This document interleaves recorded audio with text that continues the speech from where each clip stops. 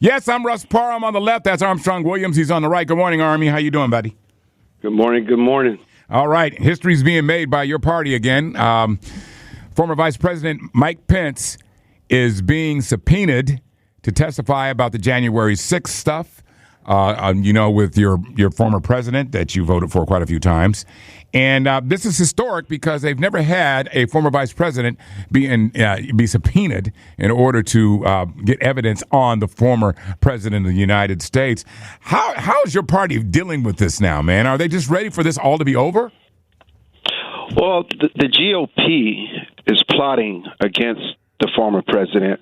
And if you think about the former president's interaction with Trump leading up to the 2020 election and the day of the attack on the U.S. Capitol where Trump absolutely abandoned him, I think Pence is a very important witness who has detailed in a memoir. I read his memoir, some of his interactions with Trump in the weeks after the election. I think it's sort of like opened the door for the Justice Department to override at least some of Trump's claims of executive privilege. I think that's what's going on here. Are you saying the GOP is working to try to get Trump indicted so he can just go away? They want him. Well, look, he crossed the Rubicon this week in his selfish, jealous rage and his criticism of DeSantis, saying that he closed down Florida and that he did not fight against the COVID. And everybody has criticized DeSantis for the bold moves that he made.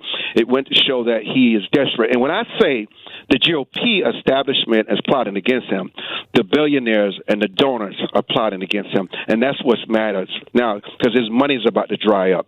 Even for his legal fees that many of these, they have privately tried to help him along, but they made a decision. He's just no more with him. They're moving on. Well, you got Marjorie Taylor Greene and you got the Matt Gaetz and these guys. They're still in his corner. You saw the embarrassment the other night of her standing up and calling the sitting president a liar.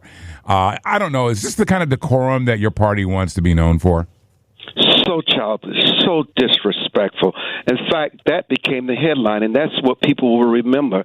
They're disrespecting. I mean, no matter what you feel about any president, you should afford him the respect, the honor, and if you disagree with him, show diplomacy so kids, when they don't like what's going on in the classroom, they can become belligerent. It's just the wrong example. There's just no place for it. Damn, Armstrong, I'm trying to find somewhere where I can just argue with you, but there's nothing here.